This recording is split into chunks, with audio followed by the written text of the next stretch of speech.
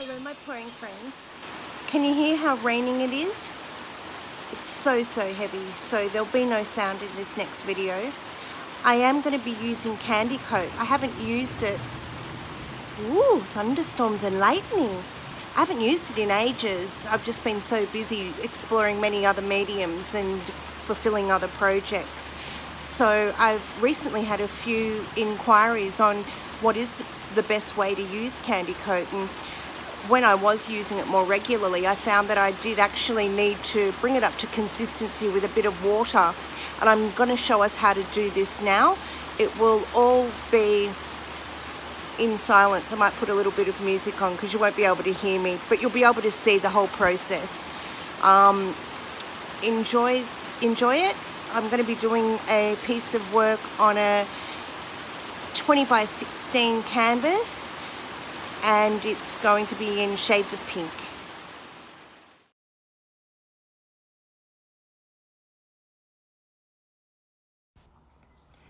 So I've mixed all the other paints up, and I'm just using or showing you how I mixed up to consistency this last bit of pink.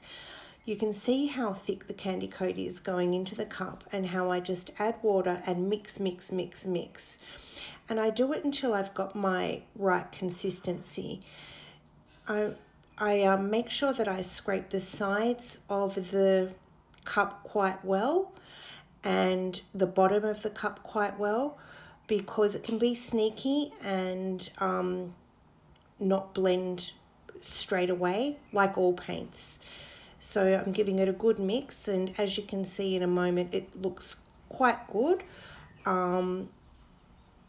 And you can see how it leaves a little river in the top part of where it dribbles down. I've already previously mixed these colours up, and just have a look at the consistency, how when you lift up the stick it just dribbles onto the top of the paint and leaves a little bit of a line, and then that sinks into the paint and disappears.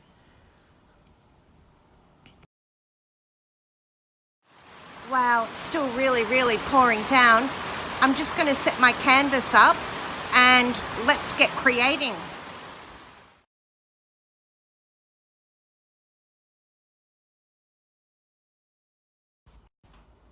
So I layered 2 cups, little 100ml cups, with the Candy Coat. No particular order in mind, just thinking about different ways to show you how Candy Coat works. So I layered 2 cups. One I do a flip cup with, the other one I do a dirty pour with, and later on in this clip you'll see that I do a swipe. So you'll see 3 techniques using Candy Coat on the one canvas.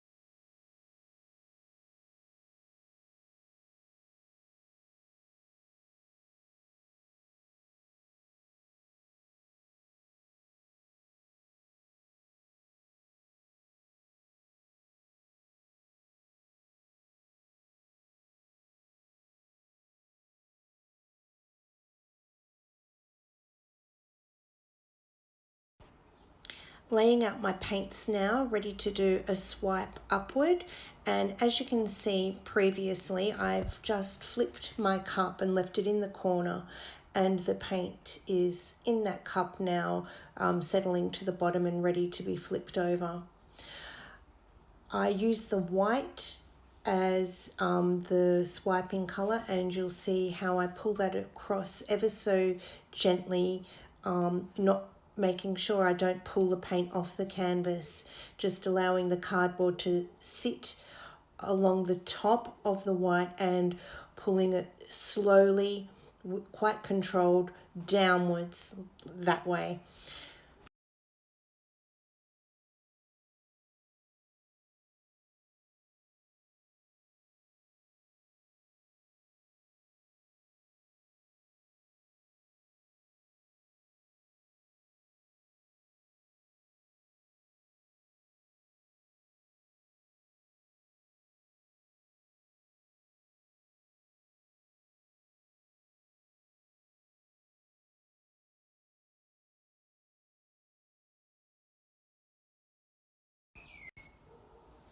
I wanted to have a heavier effect than that, so I did a second swipe, which is going to come up in a minute, just to help the colours underneath be more revealed and pop through.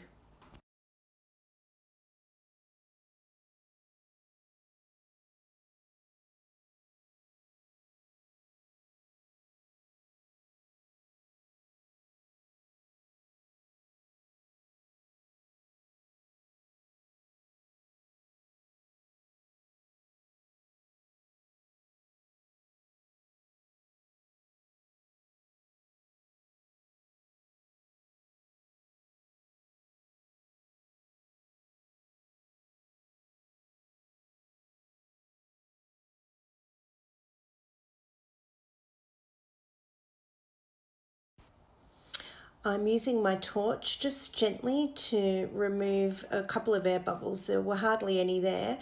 The candy coat itself was lovely and smooth, and I just wanted to see whether or not any cells would emerge, and at this point they didn't, but they did as the paint itself developed.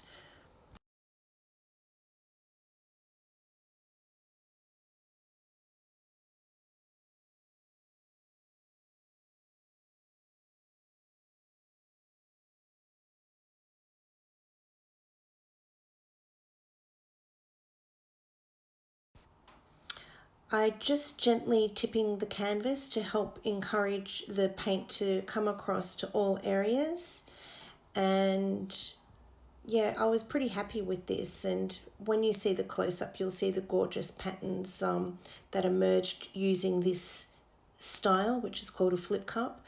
And in a moment I get on to doing the dirty pour, which is pouring the paint direct that I've poured into the cup previously over the canvas and covering the remaining exposed parts of the substrate.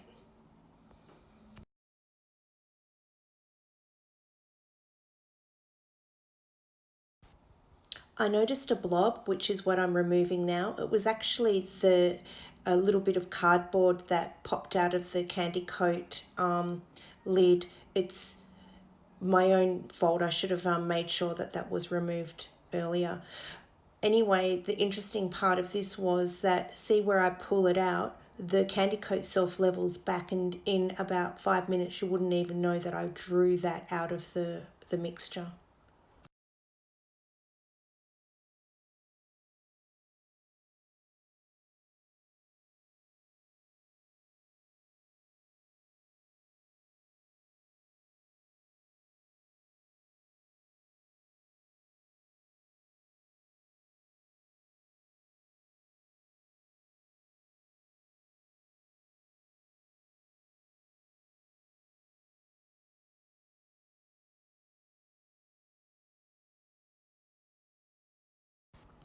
So I'm doing the dirty pour now, and I think I love dirty pours mostly with Candy Coat because of the way that the paints just look beautifully ribboned and the way that they blend together. They just make really nice effects, and especially using the metallic paint range, it's so sparkly and gorgeous.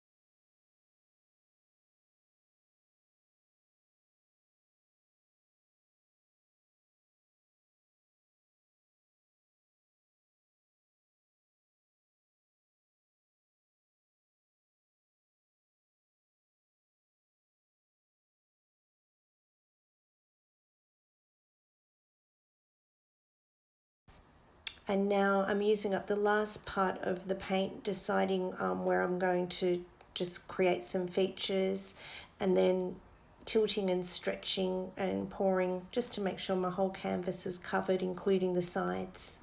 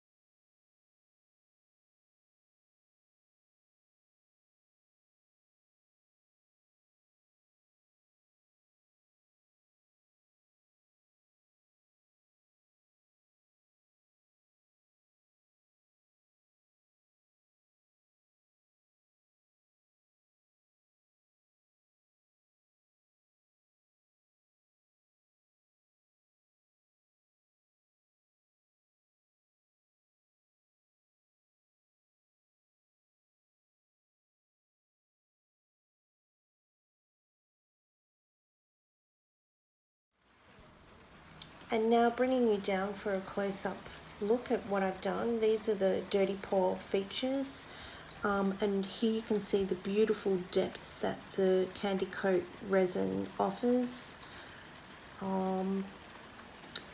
It's just really, really nice, and see the beautiful high shine reflection.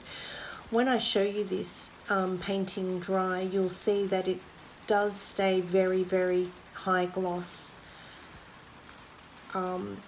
There's no need to put any other coating over the top. Here we go.